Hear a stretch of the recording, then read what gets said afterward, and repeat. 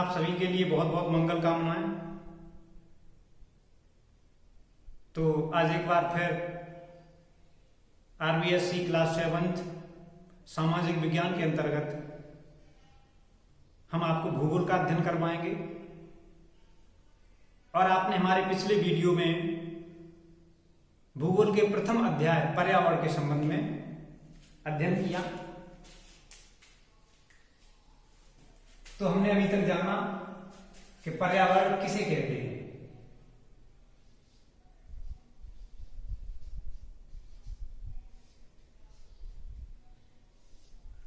पर्यावरण के घटक जाने और पर्यावरण के प्रकार जाने।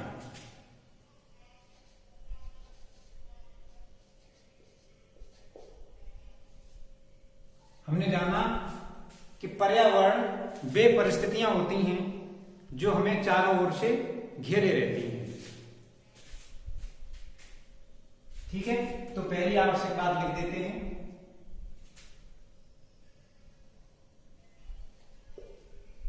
वे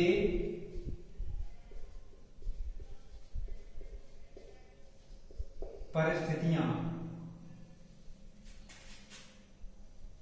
जो हमें चारों ओर से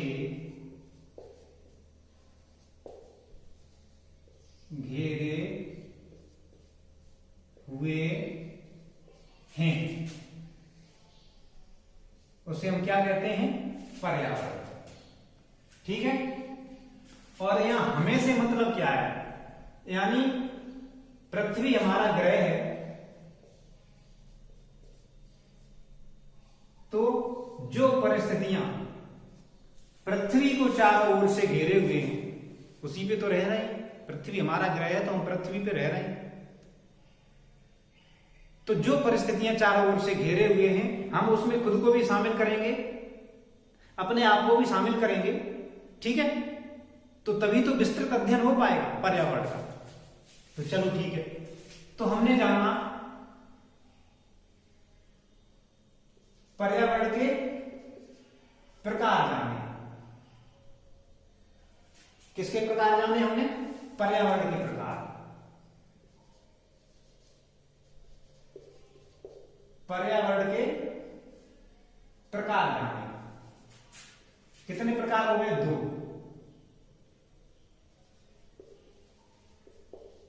प्राकृतिक और मानवीय। प्राकृतिक का मतलब है जो प्रकृति ने बनाए हैं, और मानवीय का मतलब है जो मनुष्य ने बनाए हैं। अब पर्यावरण बराबर क्या? पर्यावरण बराबर स्थलमंडल, जलमंडल,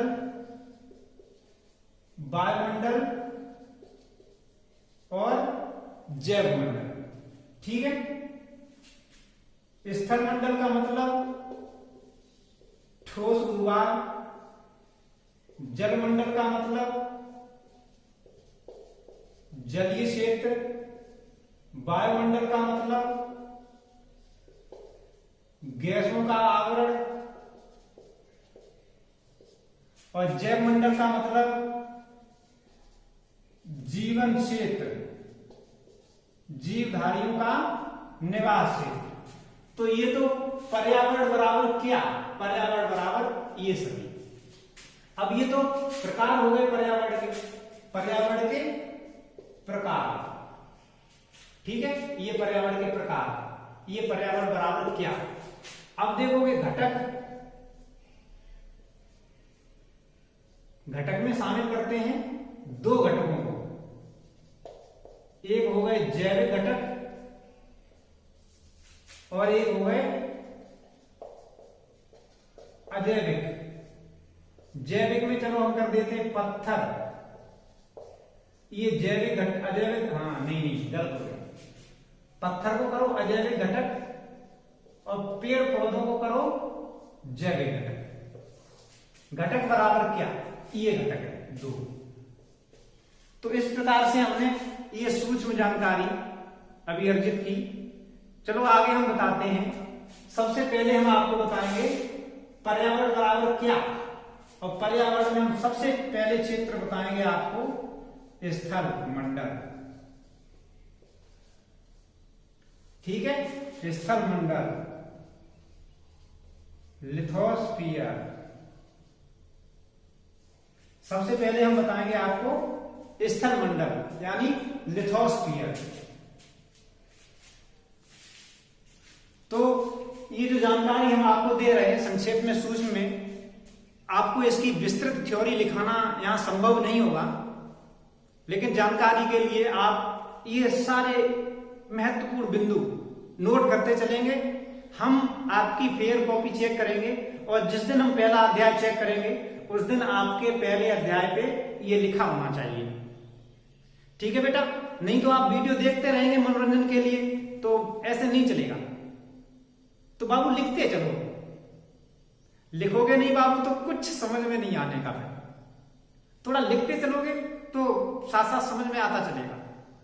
बात समझ में आ रही? हाँ ठीक है बेटा, बाबू लिख लो।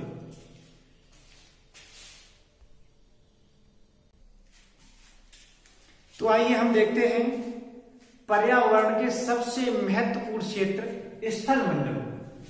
ठीक है, हम किसको देखते हैं?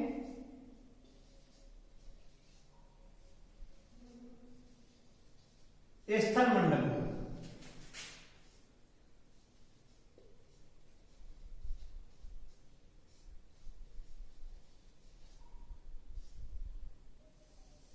अब स्थल मंडल के संबंध में विस्तृत अध्ययन करने से पूर्व ये जान लेना आवश्यक है, ये समझ लेना बहुत ही जरूरी है कि स्थल मंडल कहते किसे हैं। आइए देखते हैं स्थल मंडल किसे कहते हैं।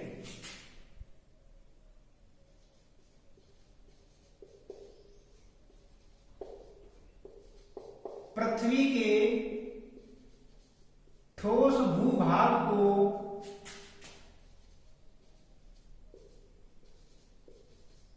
स्थल मंडल कहते हैं।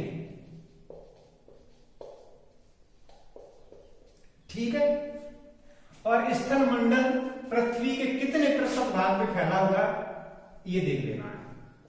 कितने भाग पे है? 29% भाग पे हमारा स्थल मंडल फैला हुआ है। अब स्थल मंडल माने क्या, ये जानने वाली बात होगी कि स्थल मंडल माने क्या।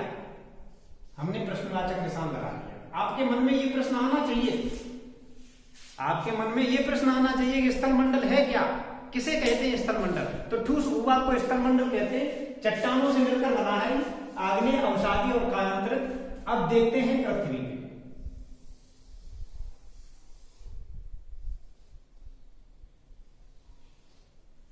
मान लो ये हमने बना ली काल्पनिक पृथ्वी, हम ग्लोब पे अभी आपको स्थल मंडल दिखाएंगे। ठीक है, ये हमने बिल्कुल बीचों बीच वाली रेखा खींच दी जिसे कहते हैं भूमध्य रेखा। अब देखते हैं स्थल मंडल में। देखो एक स्थल मंडल ये है, पृथ्वी पे फैला हुआ ठोस भूभाग, ये देखो। और इनके नाम आपको आवश्यक रूप से याद करने चाहिए। देखो ये ठोस भूभाग हो गया, इसको कहते हैं अफ्रीका।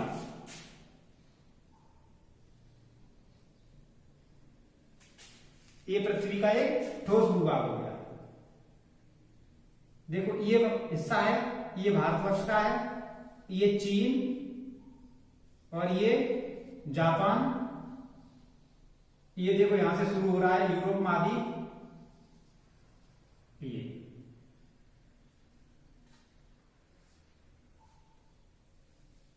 ये हो गया आपका ऑस्ट्रेलिया, ये हो गया आपका अंटार्कटिका,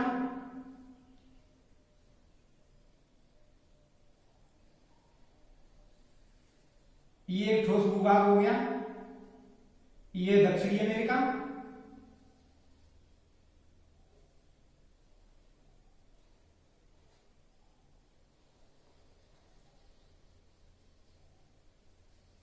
और ये ठोस भूभाग हो गया, ये हो गया उत्तरी अमेरिका,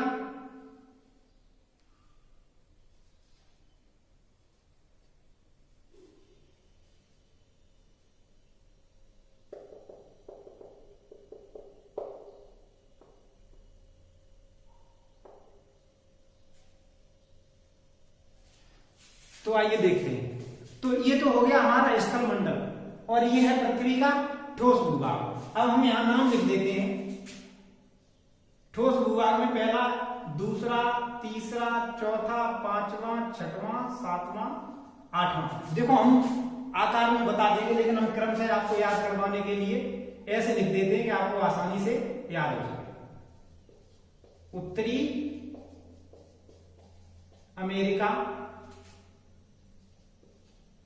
दक्षिणी America, Europe, Asia, Africa,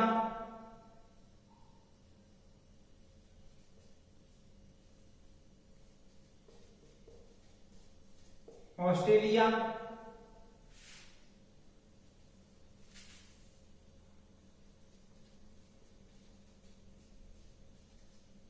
Antarctica. आपकी पुस्तक में अगर ये चित्र बना हो तो हम महाद्वीपों को देख लें, हम ठोस भूभागों को देख लें। ठीक है, ये हमारी पृथ्वी है और इस पे ठोस भूभाग है। देखो ये तो हो गया उत्तरी अमेरिका, ये दक्षिणी अमेरिका, तीसरे पे हमने यूरोप लिखा था, यूरोप, चौथे पे एशिया, यहाँ एक पर्वत है यूराल, और यहाँ हो गया ये एशिया, पांचवें पे अफ्रीका, छठवें पे ऑस्ट्रेलिया और सातवें पे अंटार्कटिका। तो आप इस प्रकार से स्थल मंडल को देख सकते हैं। उत्तरी अमेरिका, दक्षिणी America, Europe, Asia, Africa, Australia और अंटार्कटिका। तो ये तो पृथ्वी के ठोस भूभाग हो गए, जो कितने भाग में फैले हुए हैं। ध्यान देखो, जो पृथ्वी के 29% भाग पे फैले हुए हैं। और ये क्या है, ये हमारा पर्यावरण का हिस्सा ही तो है। और इस लिथोस्फीयर पे, इस स्थल मंडल पे है क्या है? इस स्थल मंडल में देखो पर्वत हैं। अगर हम आपको पर्वतों के नाम यहां बताएंगे तो आपको ढंग से याद नहीं हो पाएंगे, लेकिन हम आपको क्लास टाइम में अवश्य ये चीजें सिखाएंगे। जैसे यहाँ रॉकी पर्वत, एंडीज पर्वत, यूराल पर्वत, यहाँ है आल्प्स पर्वत, यहाँ एटलस पर्वत, यहाँ हिमालय, यहाँ ग्रेट डिवाइन रेंज पर्वत श्रृंखला है। तो हम जरूर बताएंगे इन बातों को। तो इसमें पर्वत हैं, पठार हैं, पठार ऊंचे टीले होते हैं, पर्वतों में शिखर होते हैं, मैदान समतल होते हैं, मरुस्थल में रेतीला भाग होता है। तो इसमें हम इन सब बातों का अध्ययन करेंगे। ये कैसे बने, इनका निर्माण कैसे हुआ, ये किस प्रकार से मानव के लिए उपयोगी हैं। ठीक है, तो ये तो हमने जाना स्थल मंडल, ये स्थल मंडल हो गया। अब देखते हैं दूसरा जो भाग है महत्वपूर्ण, वो हम आपको बताएंगे जल मंडल। चलो हम इसको, आप लिख लें, हम इसको रफ कर देते हैं, मिटा देते हैं।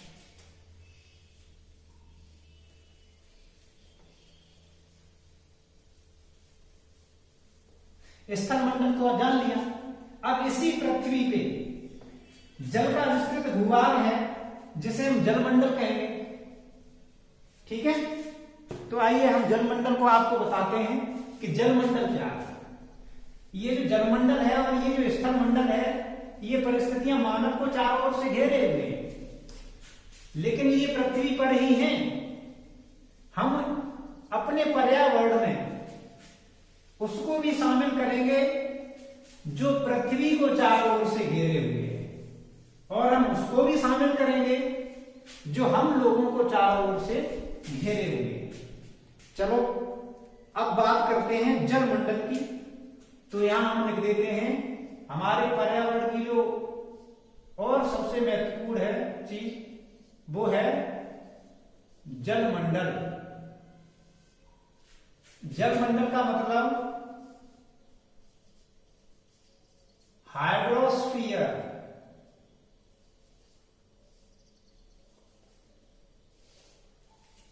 ठीक है। अब देखो इस पृथ्वी पे जो ये हिस्सा है, ये वाला, ये संपूर्ण भाग, ये जलमंडल है।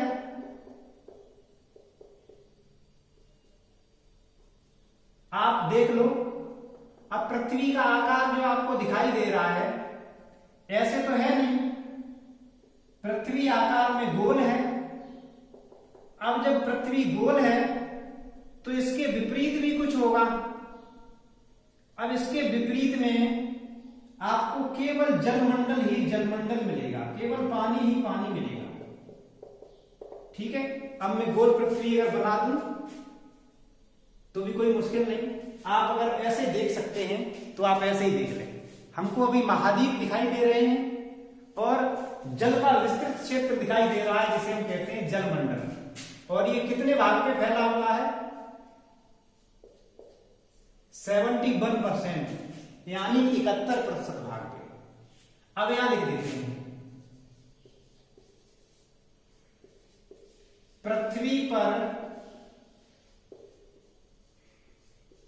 फैले हुए जल के विस्तृत क्षेत्र को जलमंडल कहते हैं।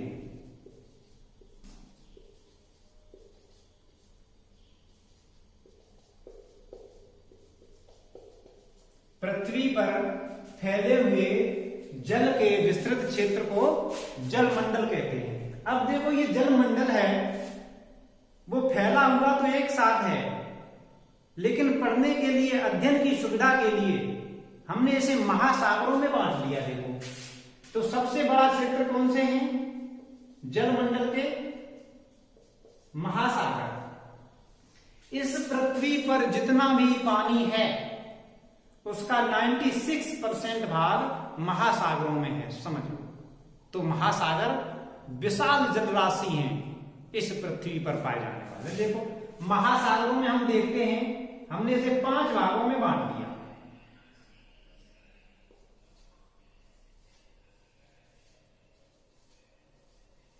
ठीक है। तो सबसे पहले हम लिख देते हैं प्रशांत महासागर। आगे देखते हैं अटलांटिक। अभी हम आपको चित्र पे बताएंगे कहां है अटलांटिक महासागर। तीसरे स्थान पे हम लिख देते हैं हिंद महासागर। चौथे स्थान पे हम लिखते हैं आर्कटिक महासागर। और 5वें स्थान पे हम लिखते हैं अंटार्कटिक महासागर। ठीक है। प्रशांत महासागर सबसे बड़ा है और सबसे गहरा भी है। ठीक है। हिंद महासागर हमारे भारतवर्ष के देखो दक्षिण दिशा में ये है हिंद महासागर। 4 महाद्वीपों से घिरा हुआ। देखो एक उत्तरी अमेरिका, दक्षिणी अमेरिका, यूरोप और अफ्रीका। ये जो जलराशि है वो है अटलांटिक या अंध महासागर। चलो हम नंबर दे देते हैं। यहां नंबर देंगे तो तीसरे नंबर पे यहां हिंद महासागर आ जाएगा, दूसरे नंबर पे यहां अटलांटिक महासागर आ जाएगा, आर्कटिक महासागर यहां है, अंटार्कटिक महासागर यहां है। अब ये रह जाता है प्रशांत महासागर। यहां से लेकर और यहां से लेकर और इस पृथ्वी के बिल्कुल पिछले हिस्से पे पूरे पे प्रशांत महासागर है। ये सभी महाद्वीपों को डुबो देगा। देखो बेटा इतना विशाल है, पृथ्वी को गोल बना देते हैं। देखो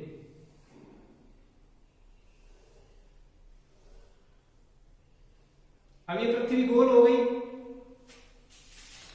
तो इसके पीछे वाला जो हिस्सा है, जो विशाल जलराशि है, वो है प्रशांत महासागर। और जो हमने ये रेखाएं बनाई हैं, यहां आर्कटिक महासागर कर लो और यहां अंटार्कटिक महासागर कर लो। यानी पृथ्वी के उत्तर में आर्कटिक महासागर है और दक्षिण में अंटार्कटिक महासागर है। तो अभी तक हमने पर्यावरण के 2 महत्वपूर्ण भाग पढ़े। स्थल मंडल और जल मंडल। अब वायुमंडल को और जैव मंडल को और पढ़ेंगे बेटा, तो इसको लिख लो और ढंग से समझ लो। बाबू लिखते रहोगे तो समझ में आता रहेगा। और मैं नोटबुक चेक करूंगा, आप जब स्कूल आएंगे तो हम आपकी नोटबुक देखेंगे, और नोटबुक में अगर लिखा नहीं होगा तो फिर आप समझ लो फिर तो बहुत मुश्किल होगी। इसलिए समझने के लिए, सीखने के लिए लिखना बहुत ही आवश्यक है। नोटबुक बनाते चलिए और अगले वीडियो में हम आपको पर्यावरण के और शेष भागों को अध्ययन कराएंगे। तब तक के लिए बाय। ये लिख लो, देख लो, इसको स्क्रीनशॉट ले लो, और स्क्रीनशॉट लेने के बाद आप बड़े आराम से